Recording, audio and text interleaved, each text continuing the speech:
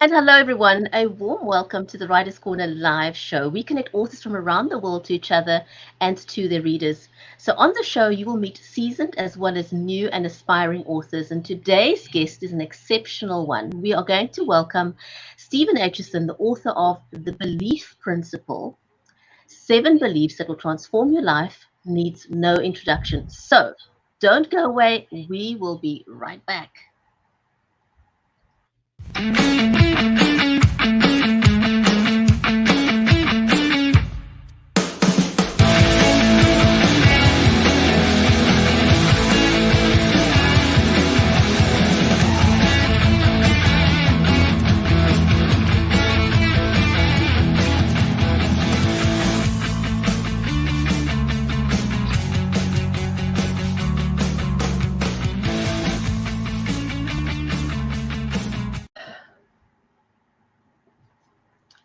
If you're just joining us, a warm welcome to the Writers' Corner live show. I'm your host, Bridgetti and Banda, and I'm very passionate about responsible social media advocacy. My amazing co-host is Mary Elizabeth Jackson. She's the award-winning author of the Poolicious children's book series and has just released her third book, so check it out on www.maryejackson.com. Mary's also a special needs and disabilities advocate, and she lives in Nashville in the USA. So let us know where you are from, and I'm in Cape Town in South Africa.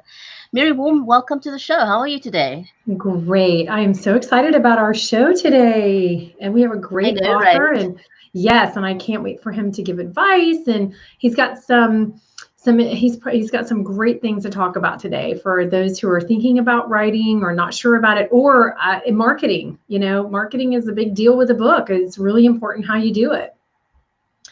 And in very interesting times, because we're living in business unusual COVID-19 circumstances. So the way we market stuff is very, very different. We can't go to do book readings, signings, and all that kind of stuff. So how exactly do we do this? Right. So we're going to be welcoming Stephen Aitchison, the author of The Belief Principle, 7 Beliefs That Will Transform Your Life.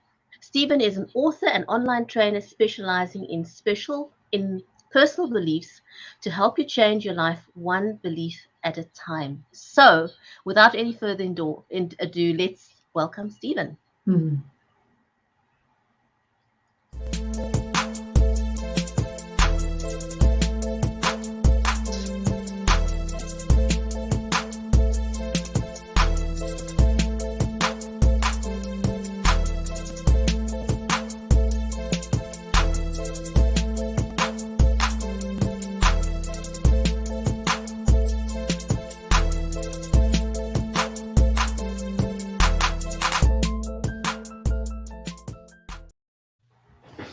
Oh wow, that was some introduction.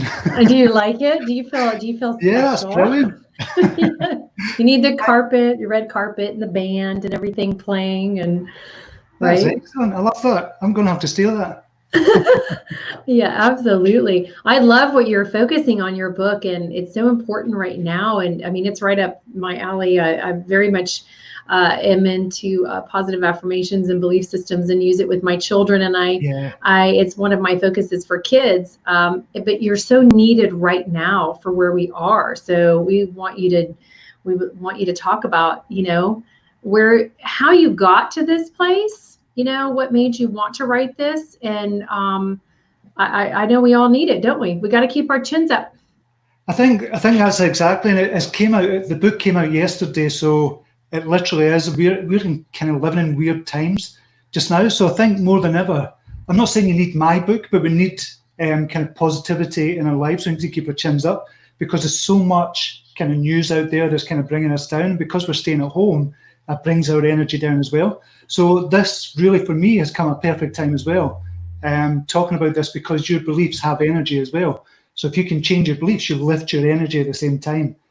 So the way it came about, this has been in my head for 34 years. Love it. So it all came about when I changed a major, massive belief of mine. I really thought I wasn't an intelligent person. I thought I had learning difficulties when I was younger. And it all changed in one day, literally. Beliefs don't change usually in one day, but you can have an epiphany belief change. in one day. And this is what happened when I was 16, when I realized that I was intelligent. I passed an exam, and then I looked for evidence to prove that I was intelligent in other ways as well, just unconsciously.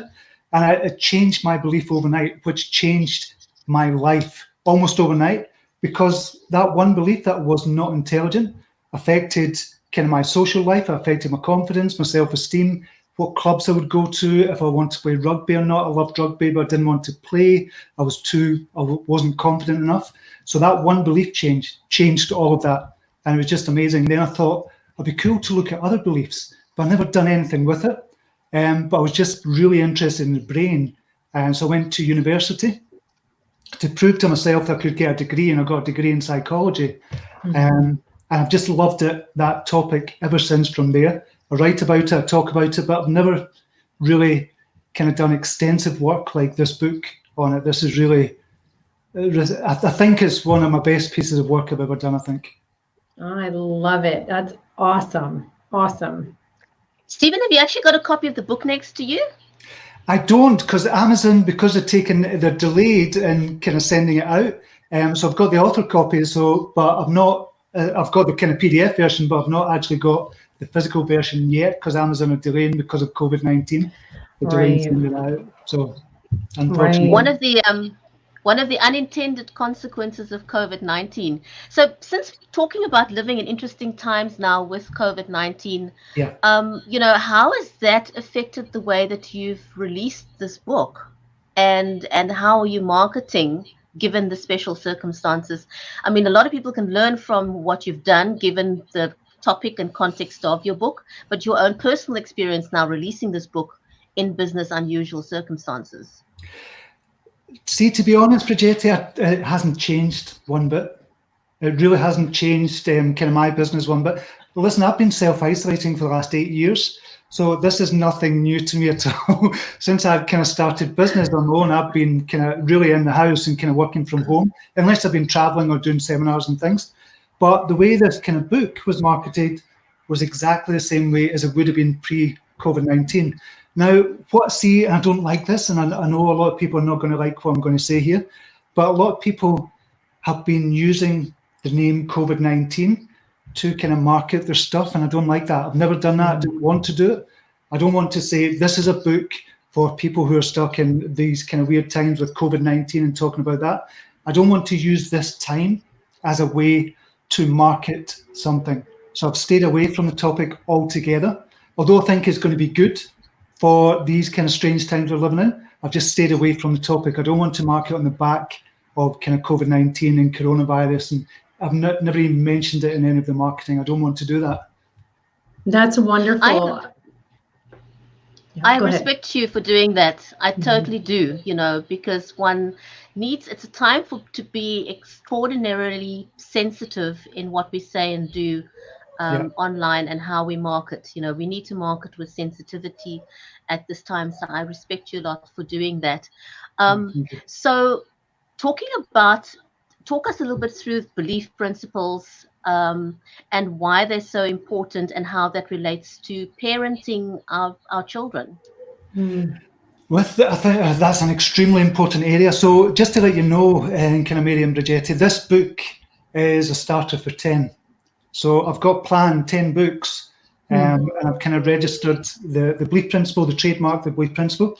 So I'm going to have another kind of 10 books, and one of them is going to be the belief principle for parents, because I think that's an extremely important area to talk about. This book that I've got out just now is really kind of covering as a holistic view of the person. So it's covering all areas of their life.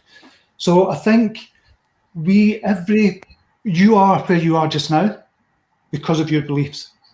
You are where you are. Every single person that's watching this just now, we're here today because of the beliefs that got us where we are just now. And it's all to do with the beliefs. If we can change the beliefs, we'd be in a different position. We'd be in a different place. We might be kind of earning more money. We might be in a different house. We might have a different car, a different partner. So it's all, and I mean all in capital letters, to do with our beliefs. If we want to change anything in our life, we have to look at our beliefs. What beliefs do we have about ourselves, our personal beliefs? I'm not talking about the big beliefs like religious beliefs and political beliefs. I'm talking about personal, deep down kind of core beliefs. When we really look at them, and nobody really does, If I was to ask you just now, or both of you just now, what personal beliefs do you have about yourself? It's a difficult question to answer because you never really think about your own beliefs. But once we start to dig in and say, okay, that's been holding me back for a while now. So if you want to write a book, for example, there's a lot of people watching this obviously want to write a book.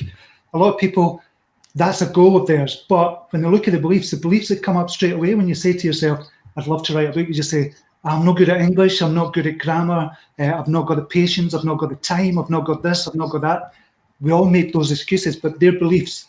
They're limiting beliefs that are holding you back. Everybody can write a book. Everybody. So Stephen, a lot of us that grew up in our generation, I think, possibly have had a situation where, parents said to you as a child, you are stupid and you'll amount to nothing. I've heard that, it happened to me. Yep. And it's happened to so many people of my generation that I know, some people that are scientists that are brilliant people now, but their parents and their teachers told them that amounts to nothing. Yeah. Right. Does your book help one navigate that and work your way through it? Once you read the book, this is a really important point, Bridgetti, so thank you for bringing that up. So this is how it came about for me when I was kind of in primary school, 5, 6 years old, all the way up to 16. I had a hearing problem.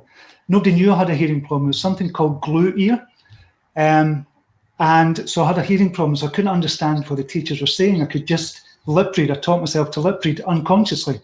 But whenever the teacher's back was turned, I just couldn't hear them at all. So I went through this for, I don't know how long, for a long while. And the teachers actually thought I had a learning disability when I was younger. And they kind of brought my parents up.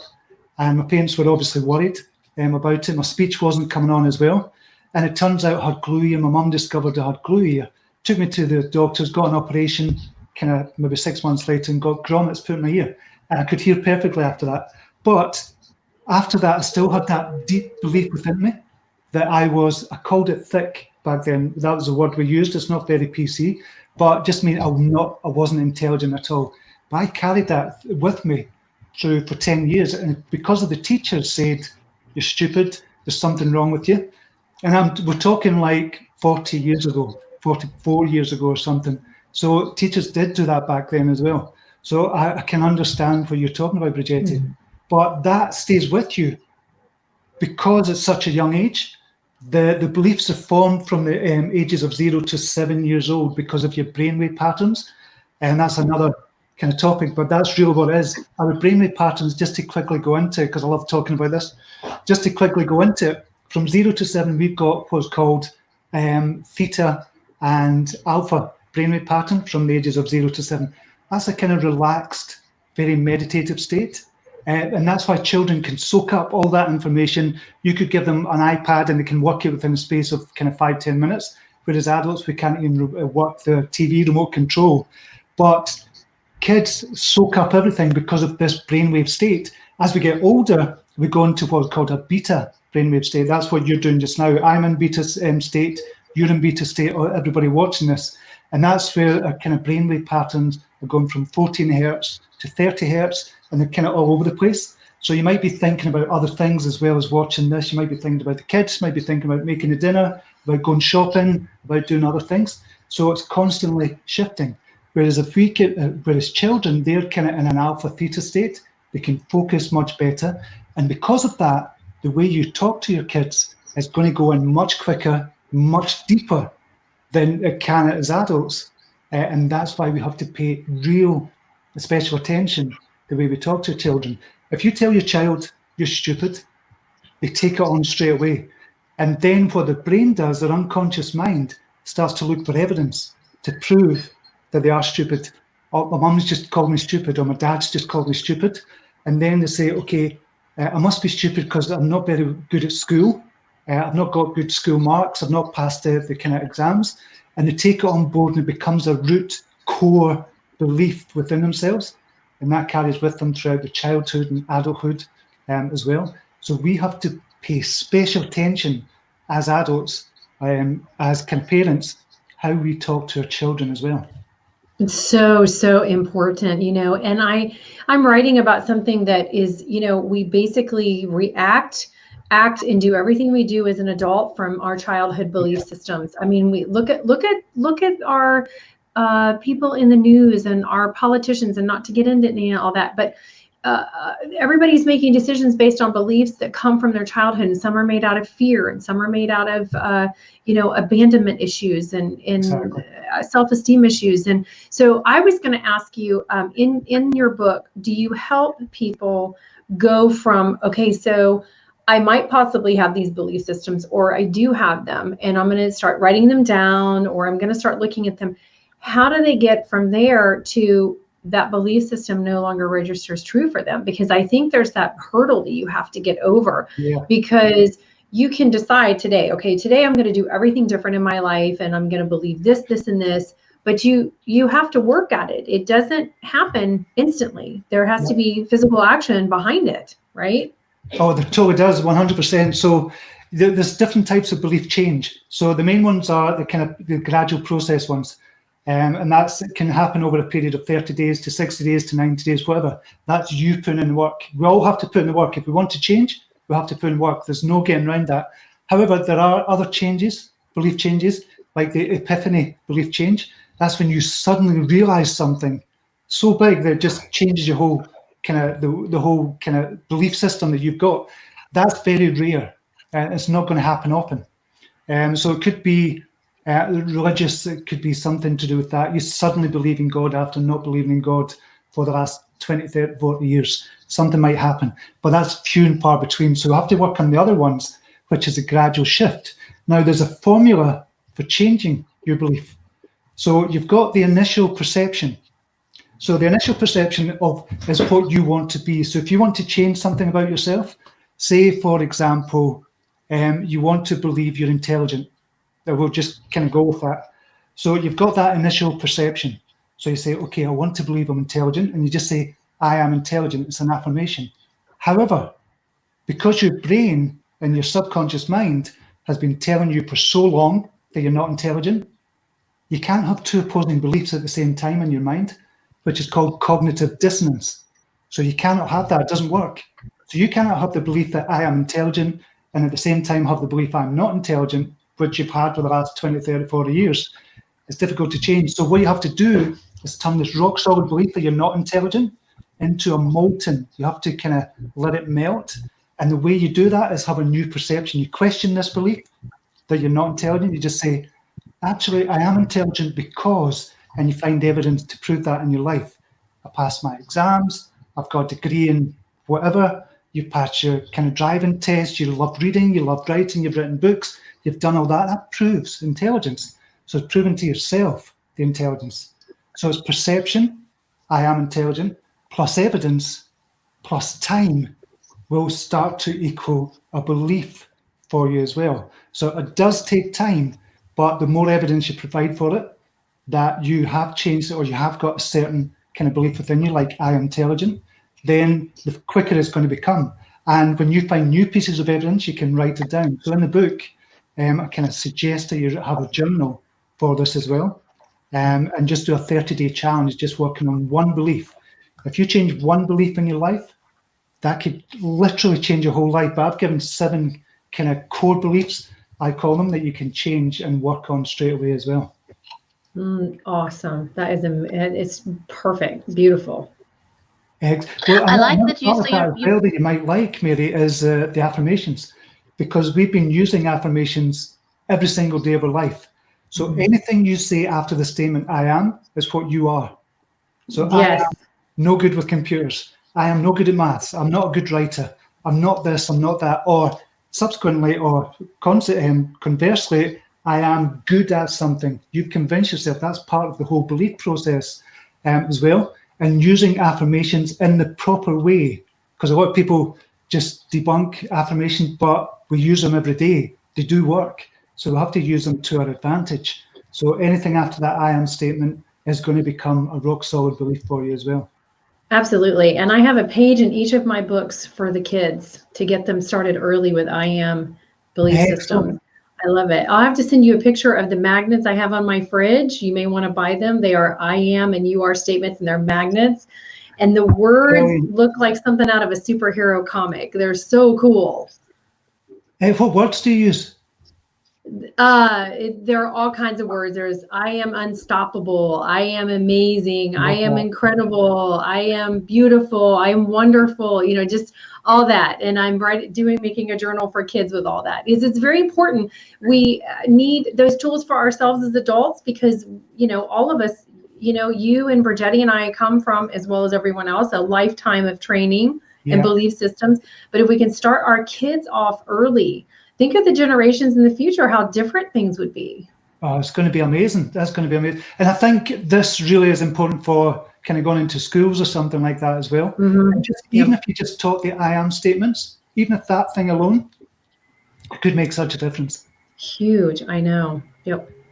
That's brilliant. So, Stephen, are you recommending the book? What is the audience for this book? Is there a specific target audience?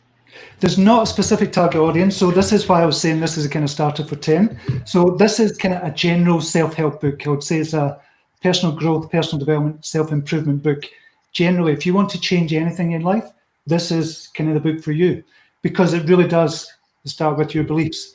But if you're looking, so it's not as if a parent could buy it and say, okay, I'm going to use this to help my child.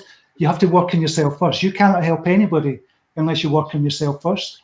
Once you do that, then you can start to look at kind of helping your kids or the kind of people around about you or in other areas of life and business, your writing life, whatever it is you want to do. And then you've got another set of beliefs because you've literally got hundreds and hundreds of beliefs within you. So you need to kind of sort out the ones that are really core to who you are and the beliefs you want to have as core to who you are. So one big belief that I think everybody should have is a belief that kind of our generation, dare I say it, doesn't really have, and it's the belief that I am worthy.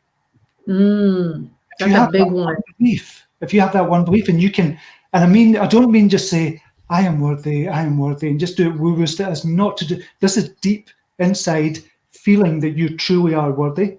When you get that and you make it a core belief, it literally changes. Again, it changes your whole life as well. So it is a book, Bridgetti, for kind of everybody in the kind of who likes self-help.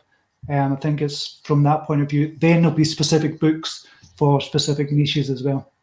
Well, when you do children, we'll want to have you back on definitely for the parenting one. Excellent. Or any of them that you do, absolutely, because this is so needed right now. I think we're just in an unprecedented time right now that we need it, and we probably need it to deal with the aliens that are here too. So, right. All the talk of the UFO sightings and everything, I guess we'll be needing our belief systems to help us with that. I've never heard about, I didn't realize there was an increase in kind of UFO sightings and that. Yes, they're actually in America, and I'm not sure in South Africa, because Bridgetti and I have not spoken about it, but there's been release of video from the government and military of the UFO sightings that they've had. They're releasing this right in the middle of everything going on. I've never seen that. I've never seen that yet. I'll have to send you something about it. Excellent. So, Stephen, I have to ask, how did you get started as an author? What inspired you to want to write? The first thing, well, I've been writing a blog since 2006. I've got one of the earliest personal development blogs in the kind of UK and the world. I think Steve Pavlina brought his out in 2002 or something like that. And I was inspired by a blogger called Steve Pavlina, who was amazing. And in 2006, I started with a couple of other people as well. Amit Soda, he's in the UK. Leo Babauta, as well. We were in an alliance, and we started the blogs, and it just kind of grew from there. I always wanted to kind of write a book, but I just didn't have the belief that I could write a book. So I had to work on that in order to write this book. So I'd written a couple of books. They weren't really what I'd call books. They were just elongated blog posts. So the first one was 100 Ways to Develop Your Mind. So I thought, oh, right, I'll write a series of kind of long blog posts and turn them into books on Kindle and paperback. So I've done that, 100 Ways to Find Ideas for Your Blog Posts, 100 Ways to Have More Energy. But I wouldn't call them real books. they were just list posts, which were really kind of all the rage at the time. So this is my first real book, and I've always wanted to write ever since I used to read my dad's kind of Harold Robbins books. I don't know if you know Harold Robbins. I used to read his books and then kind of put my own summary, write my own summary to the books at 12 and 13 years old, and then try and figure out a way to write my own books in that genre. But Harold Robbins was a bit racy at the time. But that's how it all started from there. And back in 2014, I'd got the cover designed for this book, got it designed, I had the name for it and everything, and intended to write it in 2014, along with a series of fiction books about lucid dreaming and astral projection. And I got their covers designed, and I'd start writing 60,000 words or something. But then the social media business really took off big time. And now this is the first time I've had to start writing the book, or this is the first time I've had time to write the book back at the end of 2019, and since it came out now. So this is me. I'm going to be a full-time author now. I'm so excited. Are you self-published? Congratulations. Yes, Mary. Thank you very much, Bridgetti. But yes, Mary, I am self-published. I got a Wiley. I was in touch with Wiley Publishing. I don't know if you've got them. You will have them in South Africa, I would imagine. But they offered me a contract. But once I seen the terms of the contract, I didn't see the point. I just thought, why go with as a large publishing house? They could have got me more kind of marketing and stuff. But I think I've got enough marketing skills to do it myself. So yeah, I'm self-published. So I turned down the contract with Wiley. Okay, will you talk for a few minutes, just a minute or two, because I know we're going to have to wrap up. It always goes so fast. We're having so much fun with you. I'm excited about that. Will you talk about because this is important for authors out there for marketing, the 30 days, how did you come about that, because you're doing a 30-day podcast tour, basically, right? Yeah, so what I'm going to do is I'm just going to try and get 30 days or 30 podcasts to go live on, but really the goal is to get about 100 to 200 to go on podcasts, because really it's an hour a day if I was thinking about it that way. So we've got to, I think, as writers and authors, we've got to think of the marketing. Marketing is huge, and authors hate marketing. A lot of people do. I've come across a lot of authors, but there's some simple ways to kind of get around this. Just put yourself out there, like doing these kind of podcasts and shows and the live shows. That's one way to do it. And just put a call out and write to your favorite ones, or just go on everybody's podcast, because you never know who's going to listen to be able to buy your book, and you never know what comes from a book. It could be a speaking engagement, it could be a course that comes from it, or a client for coaching. So it doesn't matter. Don't think somebody's too small or too big. Just go on every single one of them that you can in the first year. But another way to market your book, which is going to be a phenomenal, is everybody's book has got lessons, unless it's fiction book, that might be a wee bit different. But if it's a non-fiction book, just make 5-minute videos of a paragraph that's in your book. So I've been doing 5-minute videos. I've got 10 out already about the belief ceiling, about the belief formula, about beliefs for parents and things like that, but just 5 minutes. And turn one video, put it onto YouTube, and then turn that YouTube video into 30 to 40 pieces of content for social media. So that's for LinkedIn, that's for Pinterest, that's for Twitter, Facebook, Instagram, and YouTube, obviously, as well. And this is where the podcast, because I'm going to do my own podcast as well, the Belief Principle podcast. And I'll just take the MP3 from the videos I've done, make them into podcast episodes, and then I'll start bringing people in as guests to go on the podcast. So it sounds a lot of work, and it is, but it doesn't have to be overwhelming at the same time. So your marketing is going to be huge for your book. That's really, I'd say, one of the most important things. Well, the nice thing that we've got these days is, software's become, streaming software has come a long way in the last 2-3 years. We're streaming live with StreamYard today. And the great thing about StreamYard is that immediately after your live video, you can download both the video, and it already strips the audio for you. So it does the job for you. Straight after, you've got your audio of it. You don't have to go and strip it. It's all done for you. So yay to software like StreamYard that makes it super, super easy for us to, and what you said about, having those sound bites and using them effectively, just look for a segment that speaks Yeah, to what it is you want to get out, and then chop it up into tons of content that you can use for the next 2 years. exactly. And I think, see, StreamYard, I've never seen StreamYard until you'd kind of invited me on this kind of program. And I'm going to start using, because I looked into it. I've been looking into it today and yesterday, and I thought, this looks actually really good. And I kind of looked at YouTube videos as well. So I'm going to sign up for StreamYard. I've got Wirecast just now that I use, and I've used BLive TV as well. But this kind of program looks really, really good. So I'm going to sign up for StreamYard as well. Wonderful. Well, Stephen, the nice thing about StreamYard that I like is, again, a warm welcome to our audience. We've got an audience on 2 Facebook accounts. We've got an audience on Twitter. We've got an audience on YouTube. You can stream to Twitch. You can stream to multiple YouTube accounts.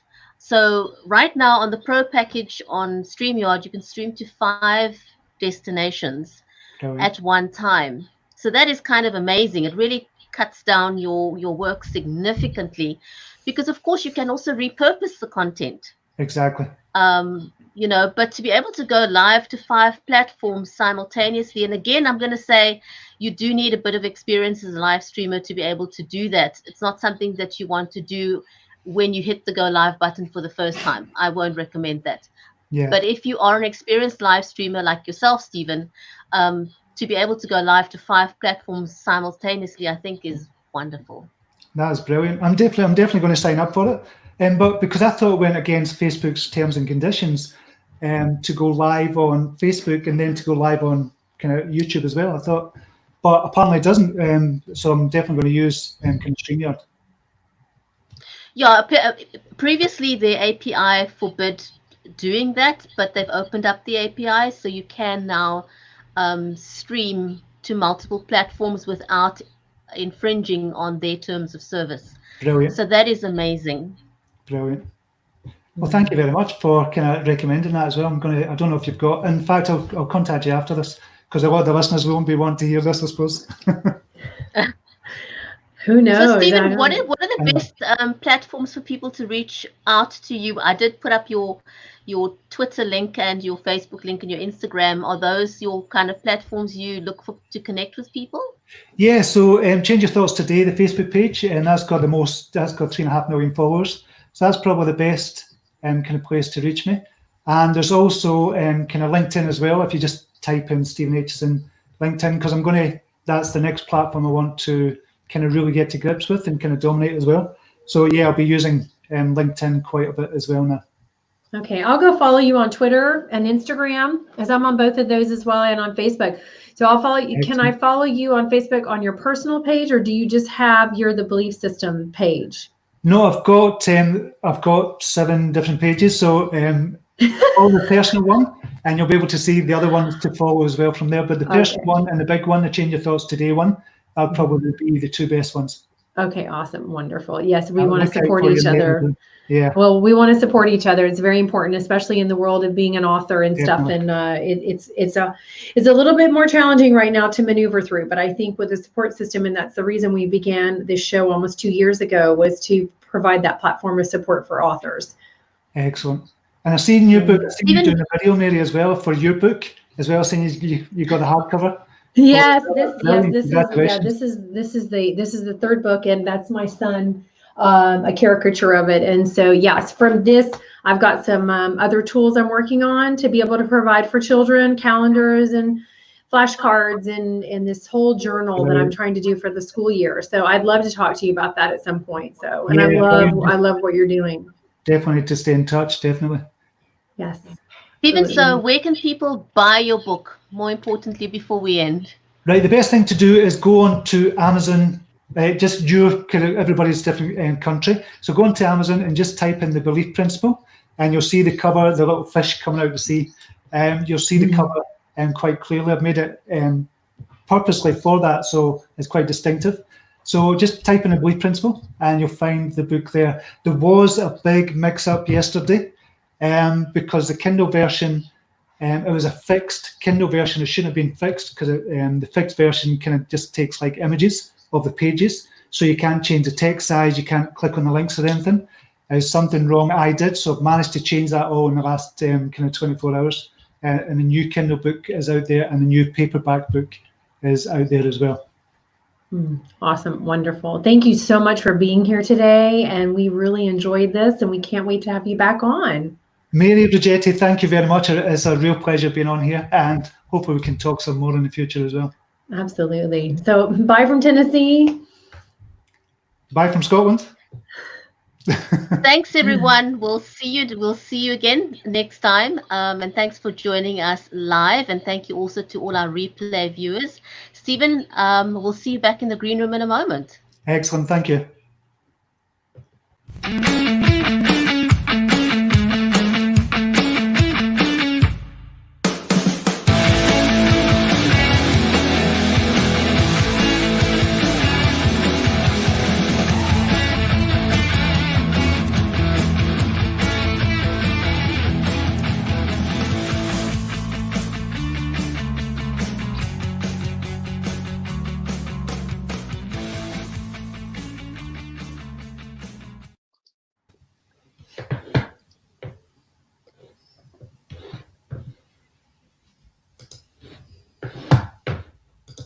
Oh, we're back. Sorry, I missed that.